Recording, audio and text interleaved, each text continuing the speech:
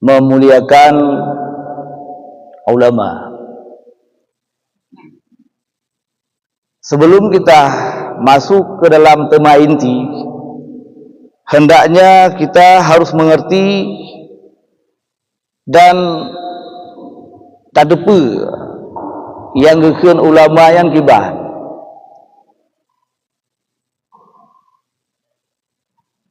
Salah sabah dosen Institut Agama Islam Ibrahim Situbondo nganya tulis dalam sebuah tulisan, yaitu terkait dengan definisi daripada ulama.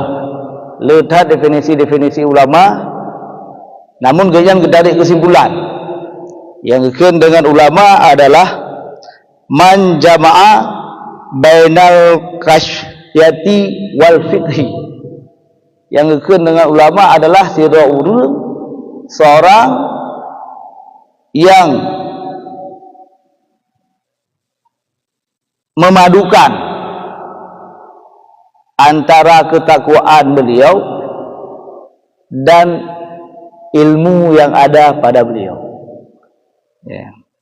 Jadi seseorang yang memadukan tentang ketakwaan beliau dengan ilmu, dengan kedalaman ilmu yang ada pada beliau, itulah ulama. Mana tak dengar ku ulama fiqh, ulama tafsir, ulama hadis, yang berarti beliau mendalami tentang hadis, berarti gekeun dengan ulama hadis. Mesti hati orang carong terhadap ilmu tafsir, maka kebunan dengan ulama tafsir. Menanlah kira-kira. Nah, setelah kita mengetahui bahwa orang-orang yang memadukan ketakwaannya dengan kedalaman ilmunya adalah ulama, lantas bagaimana kita memuliakan ulama?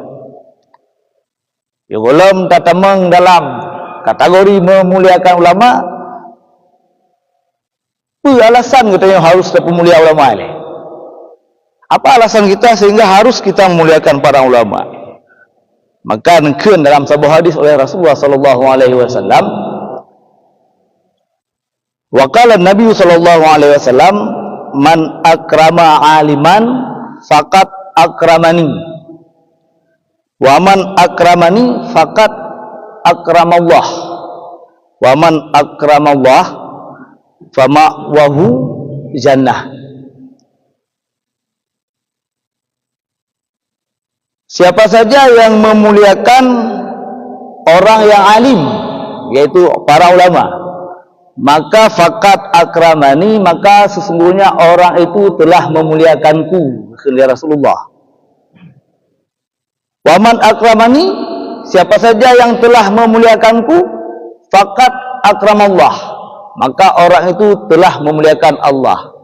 Maka siapa saja yang telah memuliakan ulama, memuliakan Rasulullah dan memuliakan Allah, maka tempatnya itu adalah jannah. Yang alasan pakan katanya harus dapat mulia ulama agar kita mendapatkan syurga. Sebagaimana tujuan kita hidup di dalam dunia ini mencari syurga. Kemudian dalam hadis yang lain Rasulullah sallallahu alaihi wasallam gekeun terhadap kelebihan para ulama sehingga kita harus memuliakannya. Gekeun menong qalilul fiqhi khairum min kasiril ibadah. Orang yang sedikit ilmu yang lebih berat daripada orang yang ibadah tapi hana ilmu. Wa kafa bil mar'i fiqhan in abadallah. Memada takun tira urang yang istilah haji karena fikah ka mendalami ilmu dengan keinginan menjalankan ibadah. Kemudian wa kafa bil mar'i jahlan, dan memada tira urang takun nyan urang jahil iza a'jaba bi ra'ih, apabila urang yang ka merasa ujub dengan pendapatnya. Dalam hadis ini kita pahami bahwa orang yang nit ilmu, yang ibadah, lebih good daripada orang yang ibadah tapi hana ilmi. Man ulama adalah orang yang sangat mendalami ilmu, letak ilmu kepada ulama. Man yang ibadah tentu lebih mulia daripada getanyo-getanyo yang tak ibadah kadang-kadang hana ilmu. Sesira orang itu pun bahawa wate sa'ah dalam sembahyang itu ada rukun qauli. Rukun qauli itu hukum membacanya wajib didengarkan oleh telinga kita sendiri. Rukun qauli na limang boh dalam sembahyang. Man limang boh rukun qaulian wate sa'ah kita yang ada sembahyang na tak baca, yang tak bacanya wajib hukum ji. Wate sa'ah tak baca didengar le gelimang kita yang gero. Oh, ke masalah didengar si legap yan hana urusan ni. Yan tak ada apa dia tengok. Tak praktek tu dalam sembahyang. Itu jauh lebih bagus sembahyang kita tengok kadang tok limang bawah teh sagai gap naik sembahyang sunat, naik sembahyang tahajud, naik sembahyang duha tapi hanai praktek kadang-kadang. Karena hanai depa yang lebih jauh lebih bagus orang yang solatnya 5 waktu dengan ilmu yang bacut benar ketimbang orang sembahyang 5 waktu nasyid dengan tahajud dengan duha tapi tidak mau hana praktek ilmu yang namno ataupun yang saya dah pegah. Baik hana praktek ataupun hana depa. Ini yang dia masalah haji. Waktu kita tabat sembahyang bak masjid lagi-lagi hana urung sembahyang tengah rat. Tengah masjid. Alai anak baca doa ada sembahyang, hana doa. Adapun nak baca doa tapi hana dengar leg liung ro. Lagi contoh orang baca Fatihah. Rukun qauli. Ya, sehingga waktu baca Fatihahnya memet Abah Hamdang, hana didengar di surah yo hana tahan. Ya, para ulama mengerti hal itu kemudian memadukan dalam praktek dalam surah dan nya memang betul-betul takwa kepada Allah. Itulah para ulama. Kemudian bertanya wajib penankin harus tapu mulia ulama. Salah sabuh cara haji dengan kita menghormati semua keputusan ulama. Semua memandum keputusan yang ulama putuskan, mesti diputuskan oleh MPU ataupun MUI. Yang kira-kira hana sesuai dengan hak katanya, tidak sesuai dengan apa yang katanya depa. Maka cara menghormatinya adalah cukup dengan diam. Mis andaji na urang yang kritik bak katanya. Pakankah di ulama ke begah menang? Katanya cukup deken wallahu alam lun hana ilmi bagian nyan ka kira urang yang pemulia ulama. Tapi mio tambah seandainya kita menambah, kenapa ulama memutuskan demikian yang kenyan hana mupu di ulama ya. Nyan itu bahagian daripada kita tidak memuliakan orang. Contoh kejadian yang terjadi barosa waktu saat konser di penenken di Banda Aceh. Nah, orang sebagian yang tidak tahu tupoksi, padahal tupoksi ulama cuma memerintah, cuma memberitahu kepada pemerintah bahawa konsernya haram. Jika terjadi konser yang demikian kategori yang haram ataupun di tempat kita yang tolong netegah yang urusan ulama. Yang penting. Kemudian nak tu obale konser urang riuh hanam pele ka MPU ho ka broker MPU. Ka bunuh ka mudih. Kata mak lain tengok yang kenyan MPU nya si anamu pega. Yang itu bahagian daripada kita tidak menghormati keputusan daripada ulama. Menancit dengan keputusan para ulama, maka para ulama nya akan keputuskan untuk mempolitik maka. Nah, ia akan terjadi ya. Akan politik, tak kira dah kepala ulama akan politik. Padahal keputusan para ulama yang kagak begitu lagi ya. Tapi kita yang ada ilmu, maka lebih baik kita diam.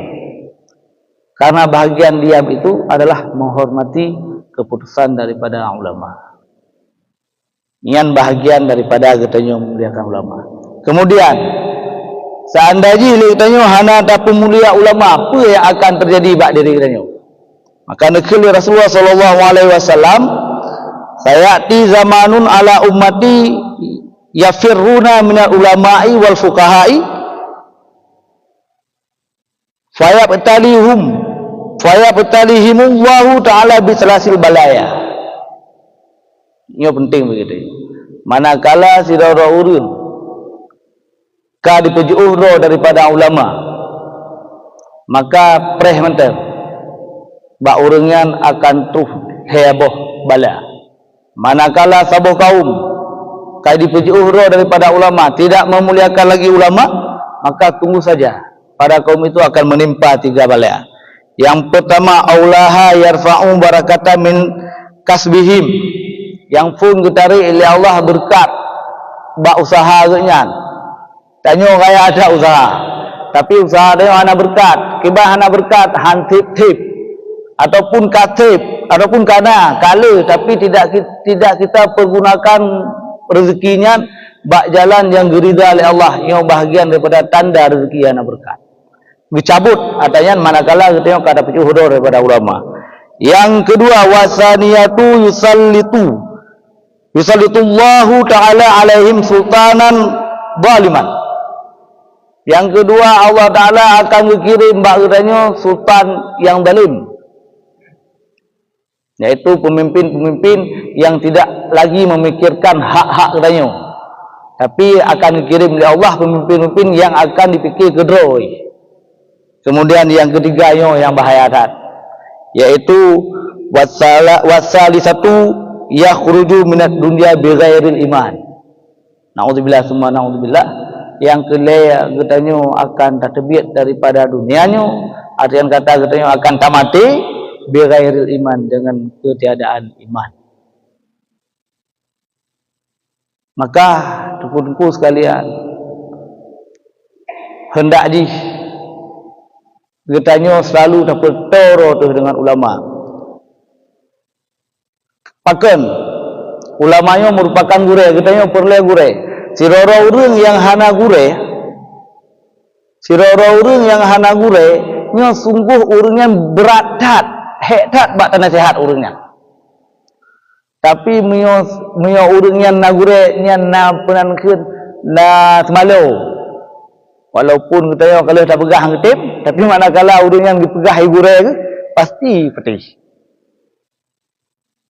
Maka katanya perlu gure, perlu mursyid dia, perlu urang yang tempat atau mayang zero untuk katanya mengikat hati ngenyan, dan untuk katanya bagah tak terima nasihat yang akan diberikan oleh urang lain ataupun genya. Maka dalam kesempatan yang sangat singkatnya, mari katanya sama-sama taputoro dengan ulama, tahadiri memandu majelis-majelis pengajian yang di sekitar katanya, dan tamuruno tamanfaatkan ulama-ulama yang manteng na sira rapat bak mineh katanya, untuk katanya cek ilmu bak ganyan agar ibadah katanya betul, agar sembahyang katanya jelas sah, agar ibadah buat katanya sesuai dengan syariat yang diberlakukan oleh agama.